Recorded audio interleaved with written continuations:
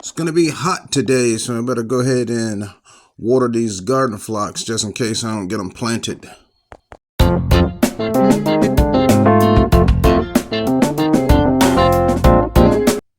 Got the garden phlox today, and they are really performing. I love the vertical habit with the cluster on top. We checked them for pests, and they're ready to go. Had to water them, get them watered in because we've had some really hot temperatures. But they can handle the sun, but you do have to water them. If you forget to water, they are forgiving plants, and you can let the top inch of soil dry out before you water. And they come back. Now at our friend's house, they have a skinny bed that we use these garden phlox in. Good soil, so we didn't have to add any soil. And you could tell that they needed to be watered. The pots that these were in were dry, so we did water, and we got them staggered out with some Gerber daisies. And these clusters on top are looking good. Watch how this Gerber grows. Later. It opened right on up and showing off too. Oh my goodness. This palm-sized bloom has a nice color to it. It's a reddish orange. Got them staggered out, and we expect to see the other ones open up pretty soon. Now this next bed is really wild and out of control. We got brush and bushes mixed together. It just looks like a wild area of just complete chaos. But believe it or not, there are bushes there. Got a few vincas out front. We had a drift of vincas across the front here, and we haven't been to this house in a couple of years. Now, this is what it looked like when it was finished a while back. Had that drift of vincas across the front, and our different shades of green out here, and it's kind of manicured. We had the hydrangeas across the back. There were two different sizes, so we had to have the right bush catch up with the left. And there's that drift of vincas across the front with our different shades of green in their yard, and the pampas grass on this corner here. Now this is what it looks like today. And these vincas that are out here in the front, those are from seed, and I couldn't believe that they were still there. So they had been growing and coming back for a couple years, and vincas are annual in our zone 7. Have some nandinas in here, boxwoods across the back, and evergreens on both sides of the sidewalk. And this house is really was a challenge, and this is the finished result for today.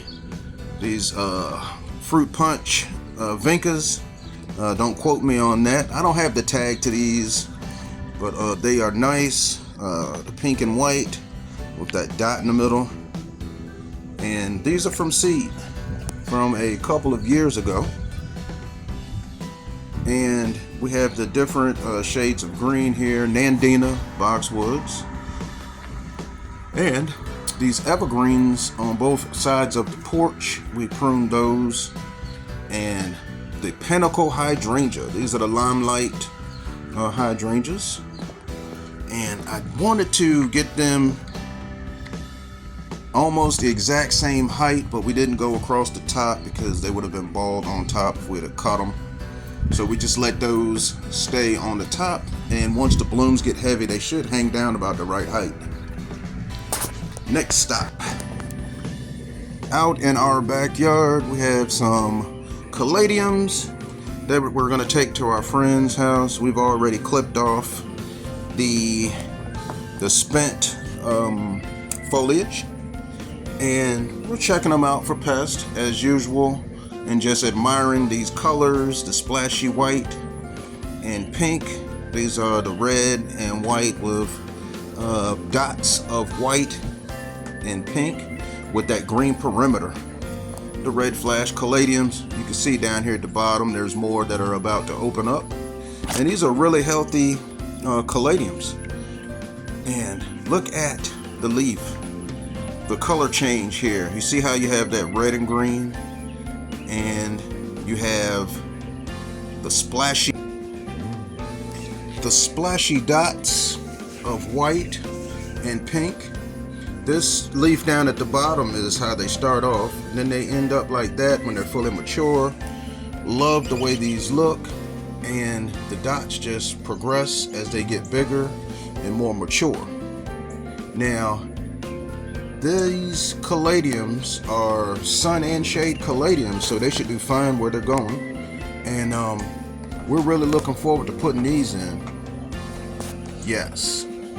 Now, this small leaf down in here is how they start off, with the red veins right here, and the whole surface of the leaf gets like a pinkish look. And as they mature, the dots progress. Then you end up with splashy white and pink dots on a red leaf with that green perimeter. Stunning. Now these caladiums are sun and shade, and they are going to be looking really good on both sides of an entrance, at the top of a pot as for height. But with these caladiums, you get the height of the caladium, and also they fill the pot right on in. And these pots that we're putting them in are accommodating some other plants, and I do believe that there's room for them. We're going to be putting them in, and as they perform, new leaves are going to be coming out, and that's going to be nice. And all those empty spots that we have in the pots will be filled in with the caladiums, because not only will they be providing height for the pot, the leaves will pop out in different places between the other plants. So this is going to be nice to have a nice mounding habit, and the leaves are going to get huge, at least hand size. Not giant like Thailand giants or anything like that, but they will get a nice hand size and bring an impact and character to these pots. And that's what we're going for on this entrance. And we're just checking them out, making sure everything is okay, and we're ready to put these in. I'm not going to water them because we don't want it dripping in the vehicle. So once we get them in where they're going, we're going to water them and add some liquid soluble fertilizer. And with these, you can water them with liquid soluble every 2 weeks, or if you prefer, you can do it every week. It won't hurt, but if you do it every 2 weeks, it will be good for them as well, because the other plants have their fertilizer going on too. We have some nice white petunias in here with the geraniums. Going to do a little maintenance across the top here on these spent blooms, and I love deadheading these because they just twist right off, or that you could follow them down to the bottom at the growth habit and just snap them off.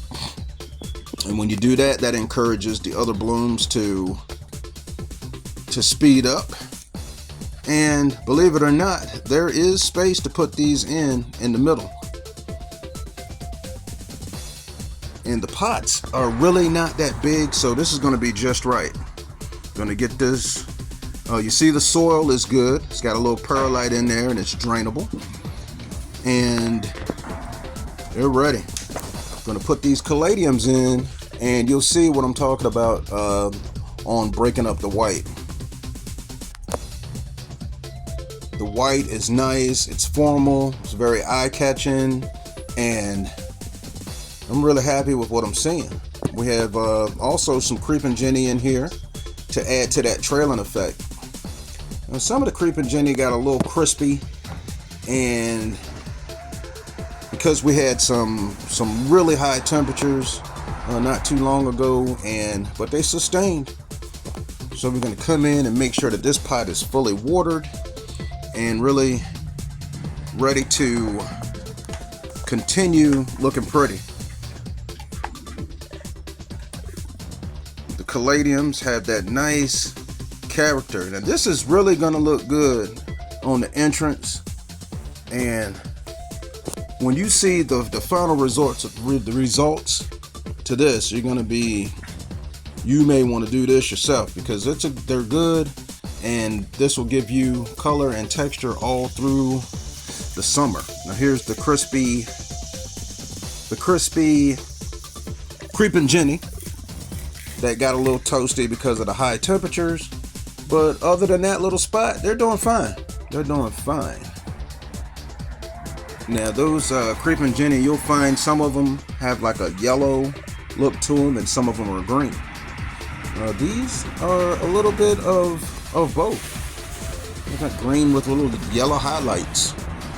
In this small pot here, there's definitely no room for a caladium in this one, so we'll just let that one continue to look pretty. Caladiums with the geraniums on top, and petunias trailing over the side with the Creeping Jenny. Beautiful.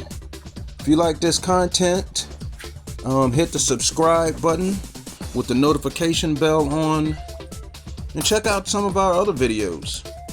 And when we post them, you'll be notified right away. And enjoy your day.